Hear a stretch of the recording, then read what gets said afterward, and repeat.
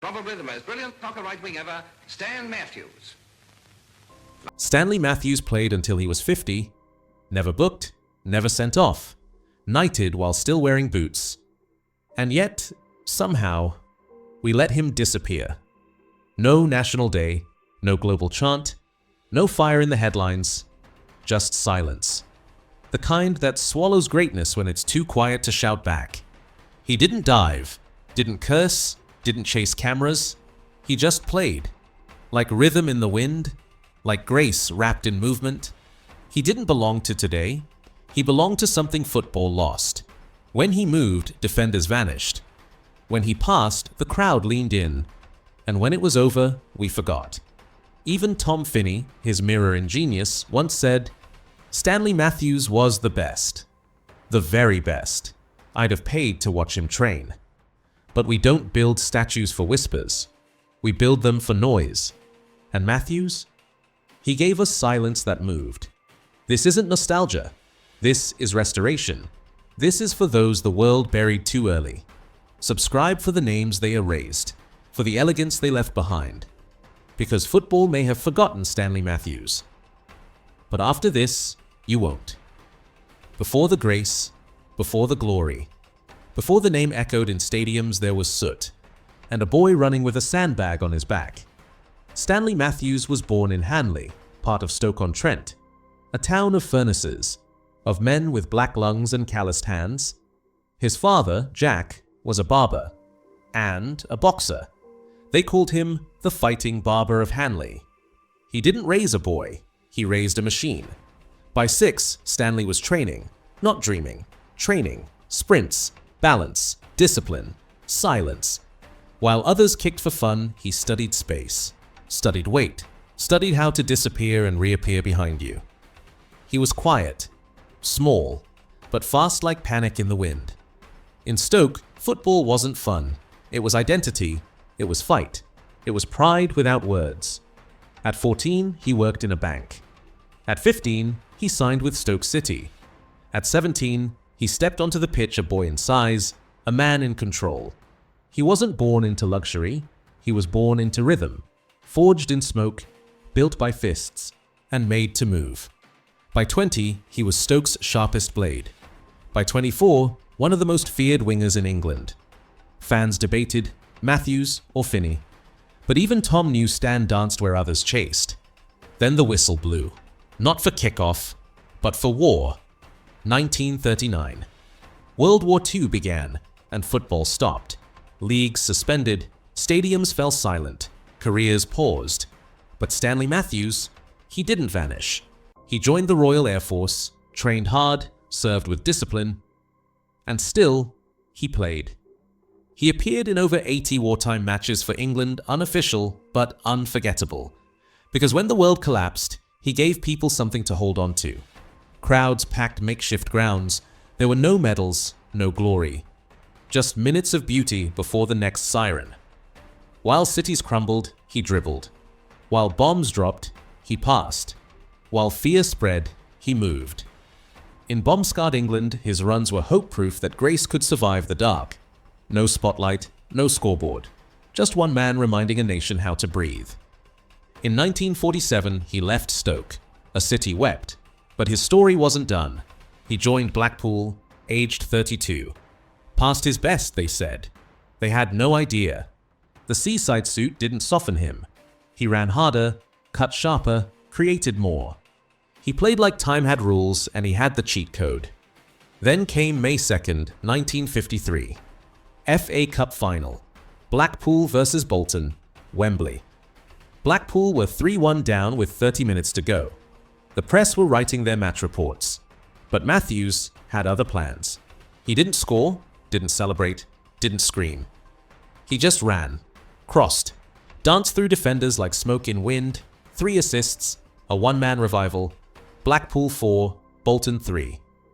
That final cross, low, curling, untouchable, met Mortensen like destiny. Wembley roared like a storm breaking open. Mortensen got the hat trick. But the nation knew. It wasn't his final. It should have been called the Mortensen Final. Stanley Matthews. But it wasn't. From that day forward, there was only one name for it: the Matthews Final.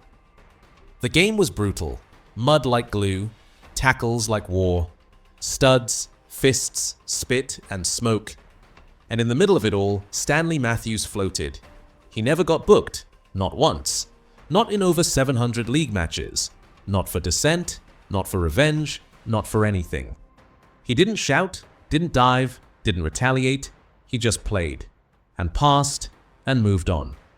They hacked at him. He stayed silent. They kicked his ankles. He offered them space. He wasn't just different, he was disciplined, vegetarian, teetotal, yoga at dawn. While others smoked in the tunnel, he breathed deep. While they grabbed pints, he stretched in silence.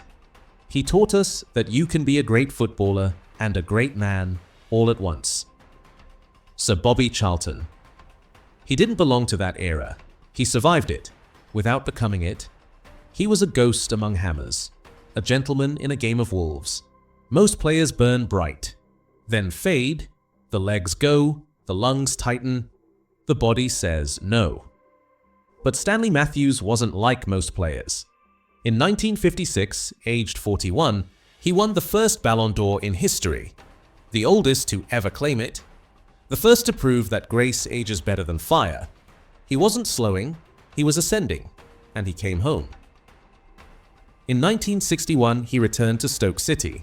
At 46, crowds packed the stands just to see the ghost move again. Then came the honor no boots had ever earned before. January 1st, 1965.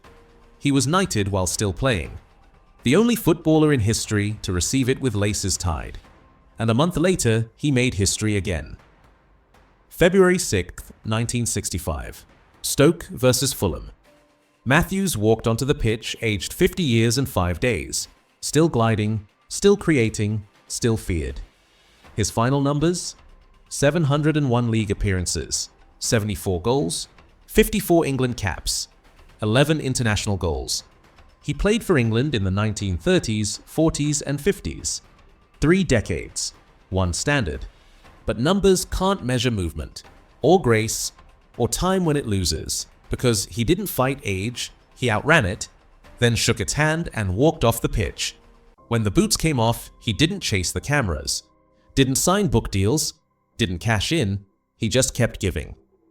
In 1965, he joined Port Vale as general manager.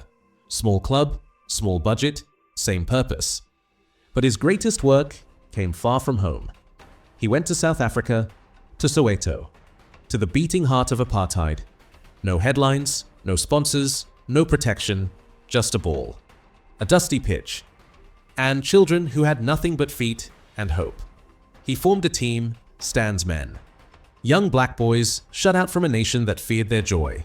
He gave them boots, gave them drills, gave them belief. One boy held those boots like they were wings and never stopped running. You don't teach kids tricks, you teach them joy. That quote may never appear in a book, but it lives on in every boy who watched him glide and believed they could too.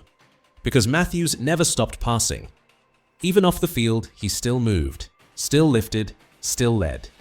He gave the game everything, and the game moved on. No chants in the pubs, no murals in the streets, no legacy on loop. Just silence, not because he changed, but because we did. He didn't chase sponsors, didn't roar at referees, didn't live for the lens. He played, he passed, he vanished. In today's world, that's how it works. We remember the loud, we reward the wild, we immortalize chaos, but not the quiet genius. Not the one who played like breath, not the man who never shouted and never had to. Stanley Matthews was the best, the very best. I'd have paid to watch him train. Sir Tom Finney. Even his greatest rival saw it, and still we forgot. Because grace doesn't trend, kindness doesn't sell, and silence, it doesn't scream for your attention. He was too pure, too patient, too perfect for the noise we became. So we let him slip. They tried to forget him, but football wouldn't let them. Because every clean dribble, every winger who chooses class over chaos, every pass that cuts without violence, that's him. Not on the headlines, but in the bones of the game. The boys he coached in Soweto still speak his name. The defenders he humiliated still remember the blur. And the fans who saw him still feel the silence just before he moved. In the pubs of Stoke, his name still floats between pints and pride.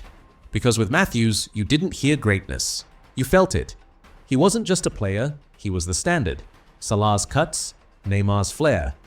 They echo Stan, who danced in boots heavy as stone. The line you measure by, the silence you respect. He didn't need legacy, he became it. He didn't need to shout. He left behind a whisper, and it's still moving.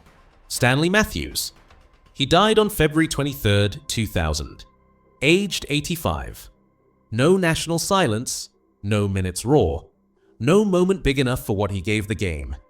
Just a quiet ending for the man who taught football how to move. In 2001, they gave him a statue outside Stoke City. But his real monument is motion.